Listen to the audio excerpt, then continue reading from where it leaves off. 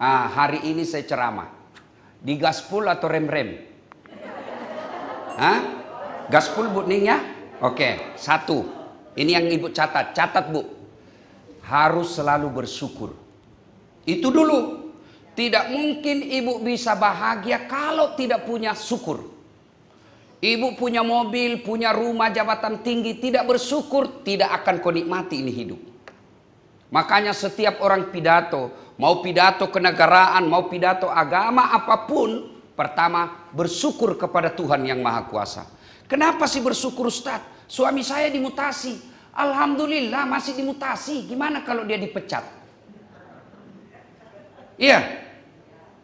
Ibu-ibu bersyukur kenapa? Ibu bisa pakai warna begini. Tidak semua perempuan Indonesia bisa pakai begini. Kalau istri saya pakai baju begini, pasti dibilang orang gila. Iya toh Bu? Kenapa ibu pakai begini? Kenapa? Karena ibu istri jaksa. Maka bersyukur suamimu jaksa. Ada orang suaminya kasihan tidak jelas kerjanya. Ibu alhamdulillah diangkat jadi kajari. Oh, satu kabupaten ibu bisa perintah. Istri jaksa.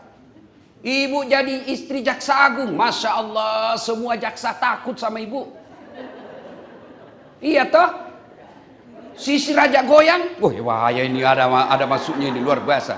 Iya kan? Maka bersyukur kepada Allah karena ibu punya suami jaksa.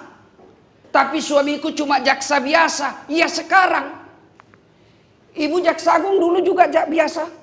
Tapi Allah takdirkan hari ini menjadi nomor 1 di Indonesia. Alhamdulillah. Maka bersyukur.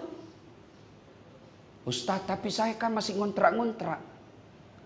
Alhamdulillah masih ngontrak. Tapi saya tidak punya mobil. Ibu, mau saya kasih mobil? Ibu Ning kasih mobil ibu gratis. Mau? Mau ibu? Mau toh? Tapi begitu ibu Ning kasih kok kuncinya langsung lumpuh. Mau? Mau? Mau diapa mobil kalau sudah lumpuh? Ayo. Ibu Ning kasih ibu iPhone 13 3 kameranya. Ibu mau? Pulsanya 5 juta 1 tera giganya. Mau ibu? Mau ibu? Pasti mau. Tapi begitu kau dikasih langsung tuli. Mau kau apa handphone kalau kau sudah tuli? Halo. Ibu jaga. Ibu Ning kasih saya HP palsu. Halo. Bukan HP palsu. Telingamu yang rusak. Maka yang mahal bukan handphone, yang mahal bukan seluler, yang mahal apa? Telinga. Alhamdulillah gratis dan tempatnya bagus. Ibu-ibu pernah tidak bayangkan bagaimana seandainya telinga satu dibawa ketek? Ale Bu Ning, ya di mana? Kan repot. Alhamdulillah. Maka jangan pernah mengeluh. Alhamdulillah, alhamdulillah, alhamdulillah. Minyak goreng susah Ustaz. Saya bilang sama istri saya, alhamdulillah, kau masih bisa makan. Malah lebih gampang dapat minyak goreng sekarang. Gimana caranya? Pergi beli mie goreng, di dalamnya itu kan ada minyaknya itu kecil-kecil. Sudah kau belilah 10 bungkus, jadi itu satu. Selalu bersyukur. Orang yang selalu bersyukur, insya Allah hidupnya bahagia. Percaya itu. Biar ibu punya rumah gedung, mewah, mobil banyak, ibu tidak pernah bersyukur, maka tidak mungkin ibu bisa bahagia. Suamiku tadi, Ustaz, kajari, tiba-tiba kasihan jadi staf ahli yang tidak ada stafnya. Sudahlah, memang namanya jabatan milikmu. Kalau kamu tidak mau tinggalkan jabatan itu, kau bikin perusahaan, kau jadi presiden direktur di situ, tidak ada yang pecat. Namanya pegawai negeri, bukan kamu yang punya itu jabatan. Siapa yang punya? Negara. Ya namanya negara, publik yang punya. Saatnya mutasi supaya ada apa-apa, supaya temanmu yang lain menikmati juga kajari. Kalau kau kajari terus, temanmu bagaimana? Itu gunanya. Bu, bersyukur. Bersyukur. Itu paling enak itu bersyukur. Mau lagi saya kasih contoh. Bu. Ada juga ibu-ibu jaksa saya lihat pernah pasang behel. Umurnya sudah hampir 50 tahun. Pakai juga kawat-kawat gigi. Terlambat ibu. Ada juga saya lihat begitu. Dan ternyata Ibu Ning mahal katanya yang begitu. Bisa sampai 30-40 juta. Wih, satu kali umroh Bu Ning. Dia cuma simpan di giginya. La haula wala quwwata illa billah. Saya bilang sama ibu, Bu, Bu, kau kira itu behelmu yang mahal? Bukan, gigimu. Ibu mau pasang behel, harga 100 juta tapi tidak ada gigi. Apa kau mau kawat? Iya tuh Ibu. Dan hebatnya lagi di gigi Bu, dibatasi tumbuh panjangnya. Bayangkan kalau gigi tumbuh seperti rambut. Saya kira Ibu Ning tidak akan jadi istrinya Pak Kajagu, Pak Jaksa Agung. Tidak mungkin. Kalau gigi sudah keluar, malah cantik lagi kita Ibu. Alhamdulillah panjangnya dibatasi. Mana bisa saya ceramah kalau gigi saya ada satu panjang? Tidak bisa lagi. Alhamdulillah. Alhamdulillah. Itu pertama. Mau bahagia kuncinya syukur. Ya. Nah sekarang bagaimana cara bersyukur? Pertama cara bersyukurnya dengan mengucapkan Alhamdulillahirabbil alamin. Itu dulu. Itu lapankan Ibu. Bagaimana supaya pandai bersyukur? Begitu dapat rezeki, Alhamdulillahirabbil alamin. Duduk-duduk di televisi, nonton-nonton depan televisi, kita lihat rumah dinas. Alhamdulillah ada sopirnya, ada pembantu, ada wan dinas, sepupu. Saudara Ibu kan tidak semua bagus hidupnya. Ada orang suaminya bagus, tapi saudaranya belum tentu bagus. Maka bayangkan, maka Ibu ucapkan sambil duduk-duduk, Alhamdulillahirabbil alamin. Ucapkan dengan bagus, pegang dadanya Ibu. Pasti itu ada efeknya dalam ini. Kalau Ibu tidak ucapkan dengan baik, lalu tidak ada bekasnya itu. Maka caranya supaya berbekas di hati, Ibu ucapkan, perdengarkan lisan di telinga, lalu Ibu usap dada. Alhamdulillahirabbil alamin. Atau begini Bu, Alhamdulillahirabbil alamin. Pasti itu Ibu rasakan syukur ada dalam hati. Karena syukur itu bukan pekerjaan otak, syukur itu pekerjaan hati. Maka Alhamdulillahirabbil alamin. Kenapa di muka Ustaz? Masa Ibu bilang Alhamdulillahirabbil alamin? Maka tidak nyambung. Iya toh? Malah jangan ucapkan hamdalah, tidaklah pasti. Alhamdulillah alamin. Apa artinya itu? Woi, suamimu dapat jabatan. Alhamdulillah alamin. Apa artinya itu? Tidak ada artinya. Suamimu mutasi, non job. Innalillahi wa inna ilaihi rajiun. Segalanya datang dari Allah dan segalanya akan kembali kepada Allah. Berarti Allah mau saya lebih kumpul dengan istri, suami dan anak-anak. Karena kalau suamiku pejabat terus, kapan waktunya untuk tinggal di rumah? Alhamdulillah. Kalau begini sikap Ibu, aman ini dunia. Ya? Nah itu. Alhamdulillahirabbil alamin. Satu. Syukur kedua, biasakan deh Ibu selesai sholat maghrib, Ibu sujud syukur. Selesai sholat maghrib Bu, Ibu zikir dulu. La ilaha illallah wahdahu la syarikalah. Lahul mulku wa lahul hamd, yuhyi wa yumit, wa huwa ala kulli syai'in qadir. Terlalu panjang itu Ustaz. Ya sudah saja. Alhamdulillahirabbil alamin. Subhanallah, alhamdulillah, Allahu akbar. Itu aja. Tapi perbaiki ucapannya Bu. Kenapa selama ini kita berzikir tidak berbekas di hati? Karena kita tidak ikhlas. Cara ngucapnya buru-buru. Sebelah. Kayak makan misam goreng panas di mulutnya. Ketawa kok Ibu karena kau bayangkan dirimu toh. Jadi sudah itu Ibu sudah sholat maghrib, berzikir subhanallah 33 kali, alhamdulillah 33 kali, Allahu akbar 33 kali, lalu Ibu berdoa. Sudah itu sujud syukur.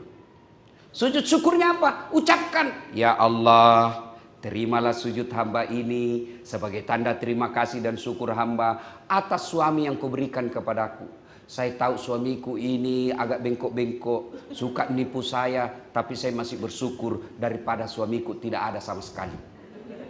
Bayangkan kalau Ibu tidak ada suami, Ibu bisa menjadi anggota di sini? Tidak. Alhamdulillah ada suami. Kalau Ibu tidak punya suaminya, namanya Gasturi. Garis Tua Republik Indonesia. Alhamdulillah. Maka bersyukur. Tapi suamiku kasar Ustaz. Suamiku ngomongnya kasar. Alhamdulillah. Apa alhamdulillahnya Ustaz? Karena kasarnya suaminya ibu mulutnya, maka ibu dapat pahala sabar. Pahala sabar apa Ustaz? Dikasari ibu sabar aja, dimaki-maki ibu sabar, maka sabarnya itu Bu apa hadiahnya? Innallaha ma'as sabirin. Allah bersama orang-orang yang sabar. Ibu lawan bertengkar, suami marah, ibu marah, bertengkar. Satu RT yang kenal, selalu bertengkar. Tiap hari itu bertengkar suami istri. Bertengkar, hamil lagi. Ada kan yang begitu Bu Nia, suka bertengkar, hamil lagi. Ceraikan saya, hamil. Ya, maka bersyukur. Sujud syukur. Ya, itu syukur pertama, hamdalah. Kedua, sujud syukur. Yang ketiga, bertafakkur. Apa itu tafakkur Ustaz? Evaluasi, menimbang-nimbang, menilai-nilai. Apa yang dinilai? Saya alhamdulillah ini sudah 1 tahun suamiku jadi kajari. Alhamdulillah sudah 1 tahun suamiku kajati. Ini tidak semua jaksa dikasih kesempatan begini. Apa yang kita pikir? Sudah seberapa banyak saya sebagai istri kajati mendekatkan pegawaiku, mendekatkan kepada anak buahnya suamiku, kepada Allah Subhanahu wa taala. Gimana caranya? Suami lagi tugas ibu, sebagai rasa syukur. Mau tugas ibu suamimu, sebelum keluar rumah tenangkan hatinya. Ibu bertengkar tadi malam. Kenapa bertengkar? Minta jatah, tiba-tiba suami lobet. Itu pasti bertengkar itu. Bad mood. Muka sudah kusut bangun pagi-pagi. Bikinkan nasi goreng. Bikin sendiri situ. Mulai. Pasti sampai di kantor suami. Ketika dia bekerja di pengadilan, suamimu tidak maksimal. Kenapa? Pikiran dan hatinya tidak tenang.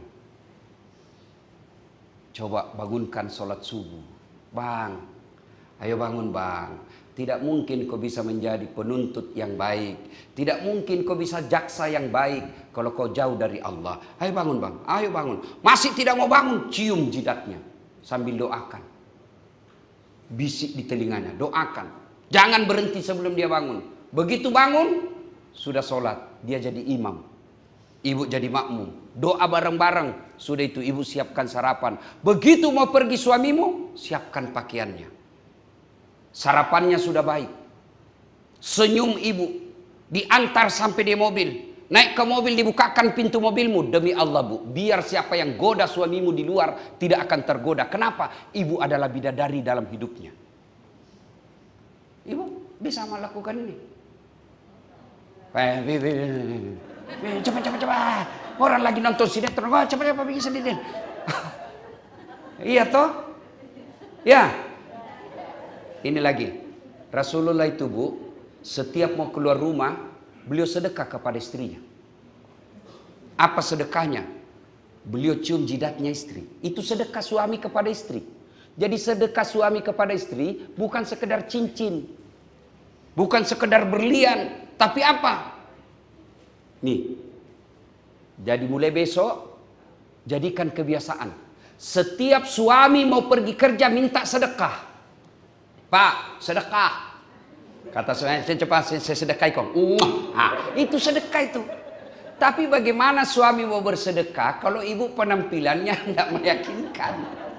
Suami sudah mau pergi, masih daster tinggi sebelah, kelihatan tali BH. Dia bilang suaminya, kok keluar beli sayur kelihatan semua tali BH-mu di tetangga. Apa dia bilang istrinya, jangan lihat BH-nya, yang penting rasanya bung. Ya, bu, bunda sekalian yang saya cintai karena Allah.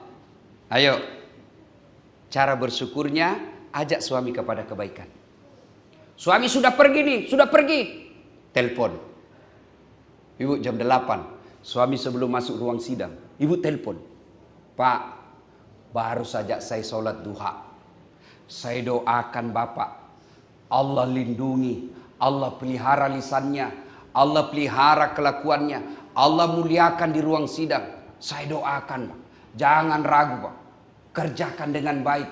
Gunakan segala ilmu yang Bapak tahu dulu di kampus. Saya istrimu habis mendoakanmu dalam sholat duha 8 rakaat. Salam sayang selalu dari istrimu di rumah. Boh, senang itu Bu. Pernah WhatsApp begitu suami Bu? Pernah Bu? Paling WhatsApp suaminya, jangan lupa singgah beli telur. Iya toh? Salah? Tidak. Jangan lupa singgah beli gas. Salah? Tidak. Tapi ibu tentu tidak adil ketika ibu tidak pernah memberi semangat kepada suaminya dalam bekerja. Sholat duha. Tapi yang banyak kita lihat perempuan, begitu suaminya pergi kantor, dia keluar komplek. Tawaf dia Bu. Dia keliling. Satu asrama di Aqsa dia keliling semua tuh Pak. Dia pura-pura jogging padahal cari bahan. Begitu dia sudah kumpul begini, jadi tuh gosipnya. Dia enggak gosip secara langsung, tapi mulai masuk temannya dilihat-lihati dari ujung rambutnya sampai ujung kakinya. Lewat dia kasih gintan. Apa? Apa sih? Kenapa? Palsu gelangnya. Kenapa kau tahu? Tanah Abang. Palsu lipstiknya. Kenapa kau tahu? Melengket di giginya. Ibu daripada gosip begitu, mending ibu dukung suami cari nafkah, mending ibu dukung suami bekerja dengan cara apa? Ibu bantu sholat duha. Sholat duha. Tapi saya tidak tahu sholat duha Ustaz. Kalau ibu sudah tahu sholat 5 waktu, pasti ibu tahu sholat duha. Kenapa Ustaz? Sama bacaannya, sama gerakannya. Niatnya yang beda. Saya tidak tahu niatnya Ustaz. Dengar baik-baik. Sholli sunnatal duha raka'ataini lillahi ta'ala. Saya niat sholat sunnah duha 2 rakaat lillahi ta'ala. Saya tidak tahu juga itu Ustaz. Sudah ambil cara praktis. Berdiri tegak menghadap kiblat, baru bilang ini saja ibu. Sholat duha. Ya Allah sholat duha nah. Allahu Akbar. Boleh. 2 rakaat berikutnya ulang lagi. Tuhan masih seperti yang tadi. Allahu Akbar. Jangan ketawa, saya serius ini Bu. Cuma yang banyak suaminya pergi, sibuk dia di grup WhatsApp. Satu di Kejari, Sulsel. Satu di Jawa Barat. Satu di Sumatera. Yang digosip yang ada di Kejaksaan Agung. Iya toh, ibu ketawa karena ibu pernah lakukan itu. Iya toh? Ya, dulu orang gosip, Bu Ning, kan harus ketemu. Kalau orang gosip dulu harus ketemu, ndak jadi kalau kita sendiri. Sekarang orang gosip lebih canggih. Ndak ketemu, ada di Sumatera, ada di Kalimantan, ada di Jawa, pusat gosip Jaksa Agung. Di Kejaksaan Agung. Itu apa? Daripada kalian gosip begitu, mending ibu sholat duha. Mending ibu belajar masak-memasak, tutorial. Ngapain ikut akun selebriti yang membuat ibu galau? Mau juga punya gelang seperti galangnya selebriti. Suamimu terbatas gajinya. Apa yang diikuti? Akun-akun begitu. Hai guys, kita lagi di Plaza Indonesia guys. Ini tas Gucci guys. Kau mau juga Gucci Jangan ketawa, saya serius ini. Maka sebaiknya ibu bantu suami cara apa? Kasih tenang hatinya, kasih semangat. Sore hari suamimu pulang, kamu dengar atau kamu lihat online, dibantai dia di gedung pengadilan, dipermalukan dia sama di pengadilan. Begitu kau pulang, pura-pura tidak tahu. Suamimu pulang, pura-pura tidak tahu masalah itu. Duduk, kasih semangat. Bang, hebat sekali. Saya bangga punya suami seperti abang. Peluk dia sambil ibu menyanyi. Bila kamu di sisiku, hati rasa syahdu. Tenang itu suami. Iya Bu. Masuk kamar berantakan lagi. Kotornya ini istriku, batai kamarnya begini. Apa kok kerja sesini kok? Sambut dia, peluk lagi sambil menyanyi ketika dia marah-marah. Insaflah wahai manusia, bila diriku bernoda. Tenang itu. Kalau dia masih marah-marah, ibu buka baju, joget di depannya, jago lagu, kucuk-kucuk teh, berhenti dia marah. Benar ibu, coba amalkan ini. Cuma yang jadi masalah, suami dibantai di pengadilan, di kantor dimarah-marahi sama kepala kantornya, di rumah dimarah-marahi juga sama istrinya. Memang kau goblok. Wih, S2 dibilang goblok di depan istri. Memang kau ndak ada tahu. Wih, goblok, digoblok-goblok, hilang harga diri suami. Maka ibu yang baik, tinggal di rumah, doakan suami, buat dia tenang. Ya, bisa ibu? Begitu suami sudah MPP, masa persiapan pensiun, ibu hadirlah selalu di sampingnya memberikan semangat. Karena kadangkala ketika dari pegawai naik karir pasti ada endingnya. Tidak mungkin dia tidak ada endingnya. Ibu hadir di situ selalu mendampingi, memberikan semangat bahwa memang namanya pekerjaan pasti ada akhirnya. Temani setiap saat supaya dia tidak depresi. Karena ada namanya penyakit jiwa seorang pejabat, post power syndrome. Ibu hadir di situ. Malah jangan menyanyi di sampingnya. Usap-usap rambutnya ibu menyanyi. Bila Israel datang menjemput.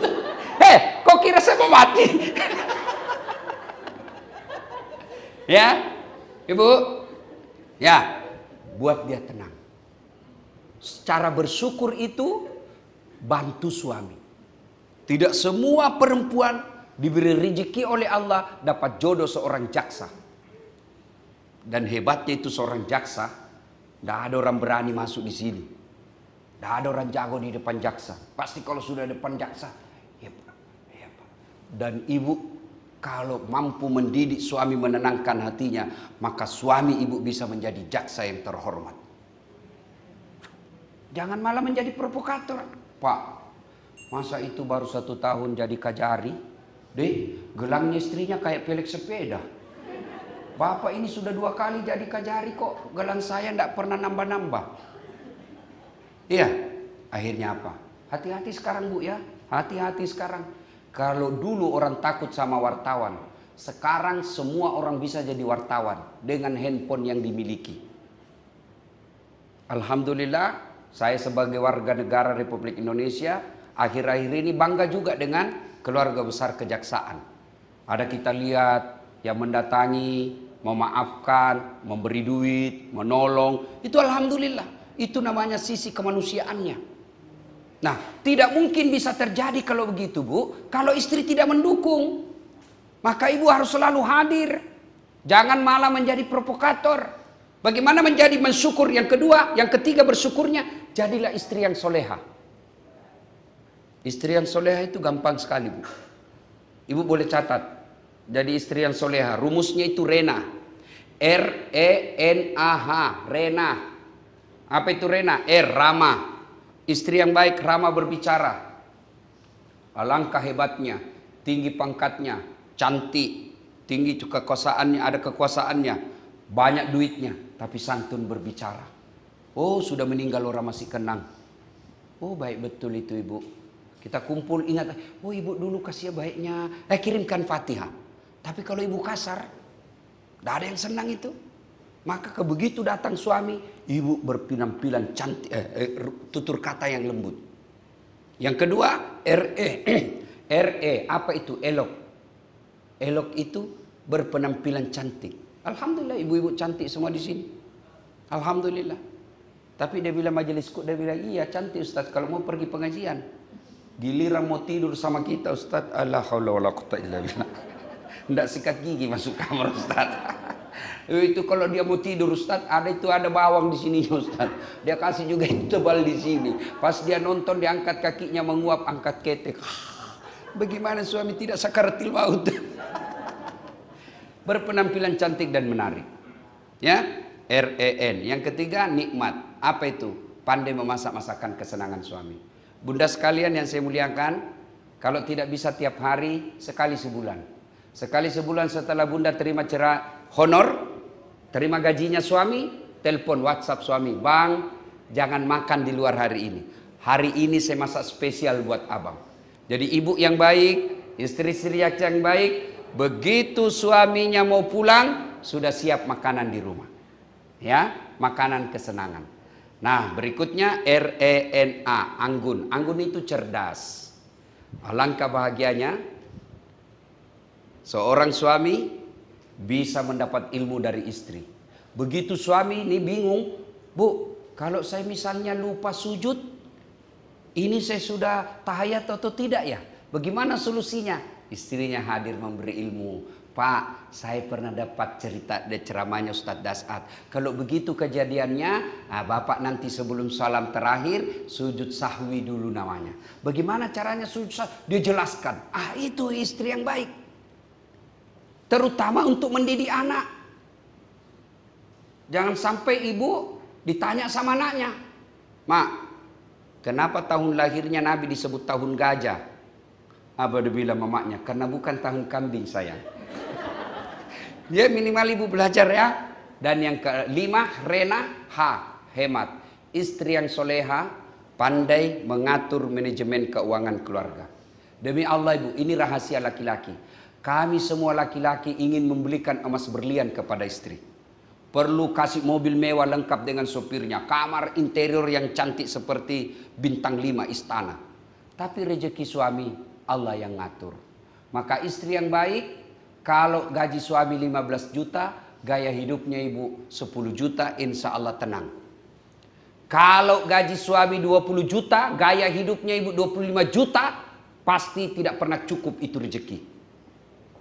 Apa maksudnya? Ya sudahlah, kalau istri suami kita gajinya cuma 10 juta satu bulan, ndak usah juga pakai tas Gucci. Pakai saja tapi yang palsu. Ndak ada urusan. Kan sama aja namanya tas. Sama aja fungsinya. Ya, ndak ada juga orang berani bilangi kamu palsu tasmu. Ndak. Coba bayangkan. Kalau Ibu Ning pakai biar palsu, orang semua kamu kalau asli orang tidak percaya pasti ada yang kasih. Maka saya, andai saja saya bos dan banyak duit, saya pakai yang palsu-palsu aja. Kenapa orang sudah sepila asli? Maka lebih baik ibu-ibu mengajak suami. Kalau suami ibu gajinya cuman 15 juta satu bulan, jangan juga punya handphone 3. Mau apa handphone 3? Ada juga itu orang hedon namanya, hedonis. Suami, Pak, mau lebaran ini Pak, ganti gorden, ganti kasur, ganti televisi, ganti kulkas. Suamimu cuma kajari, pasti tidak mampu. Akhirnya apa? Dia bilang, ya baiklah sayang, kalau mau kau diganti semua itu sekalian saya ganti kok. Iya kan? Saya capek mengikuti hidupmu itu dek.